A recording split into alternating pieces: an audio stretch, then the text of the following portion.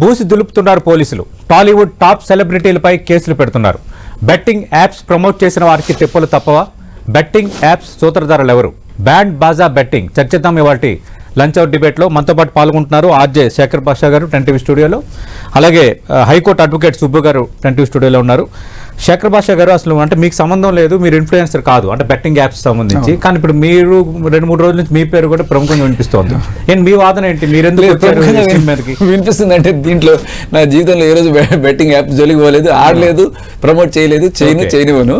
But some of them నా big boss batch mates ఉండడంతో నేను కూడా మన వాళ్ళు ఎవరైనా ఉంటే ఇమీడియట్ గా అప్రహెన్షన్ తోటి ఫోన్ చేస్తాం కదా, నేను అలా ఫోన్ చేసి కనుక్కున్నాను. ఏమైంది, వాళ్ళకి కూడా ఎటువంటి క్లూ లేదు.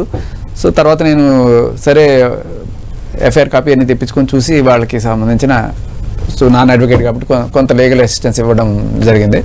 సో ఆ కోణంలోనే వాళ్ళని, మీరు ఇప్పుడు ఏం చేయాలి, మేము వెళ్ళిపోయి యాంటిసిపేటరీ బిల్ తెచ్చుకోవాలా, మమ్మల్ని అరెస్ట్ చేస్తారా అంటే, మీరు అంత దూరం వెళ్ళదు, జస్ట్ పోలీస్ స్టేషన్కి వెళ్ళి మీరు ఆనెస్ట్ గా జరిగింది చెప్పండి.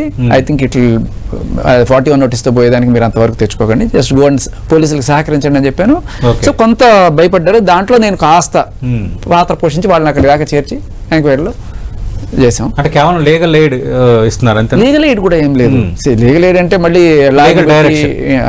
అదే మీరు వెళ్ళండి చెప్పండి అయిపోయేదానికి, మీరు అంటే వాళ్ళకి ఫస్ట్ టైం కేసు అవ్వడం, వీళ్ళకి జీవితంలో ఫస్ట్ కేసు కాబట్టి కొంచెం బిగుసుకొని ఉండడం వల్ల వాళ్ళు అక్కడ ఉంటారు. ఏ రకమైన ఇన్వెస్టిగేషన్ ముందుకెళ్ళదు. వాళ్ళు అక్కడ కూర్చుంటే కాస్త ఇన్వెస్టిగేషన్ తొందరగా జరిగింది అనుకోండి, వీళ్ళు జస్ట్ ప్రమోటర్స్. అసలు తలకాయలు, పెద్ద తలకాయలు పట్టుకోవాలంటే వీళ్ళు ఇచ్చే డీటెయిల్స్ బట్టే పట్టుకోవాలి.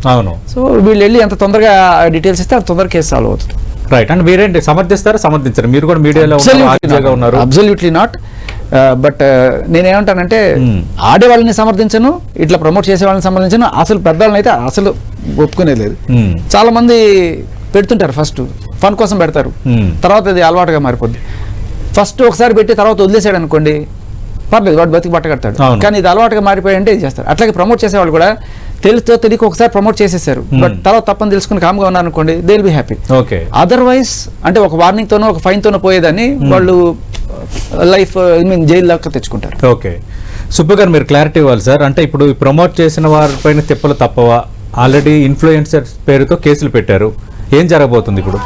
మొట్టమొదటిగా బెట్టింగ్ యాప్స్, తర్వాత లోన్ యాప్స్ అని ఇంకా చాలా రకాలుగా ఉన్నాయి.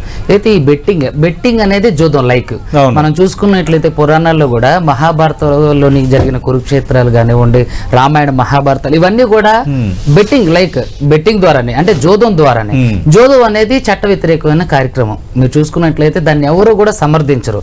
ఇప్పుడు శేఖర్ బాషా గారు అన్నట్టు అది తెలుసో తెలియక అన్నది I'm not agree with that word. నేను ఎందుకు దానికి అగ్రీ చేయను అంటే, తెలుసో తెలియక ఎవరో చేయరు, డబ్బులు వస్తాయి అన్న ఇంటెన్షన్ తో చేస్తారు. ఇప్పుడు మీరు చూడండి, అంటే గ్రామ స్థాయిలో నుంచి క్షేత్ర స్థాయిలో వరకు ఇన్ఫ్లుయెన్సర్ ప్రభావమే కదా వాళ్ళు బెట్టింగ్ యాప్ లో అంటే ఆడడానికి ఉపయోగించింది.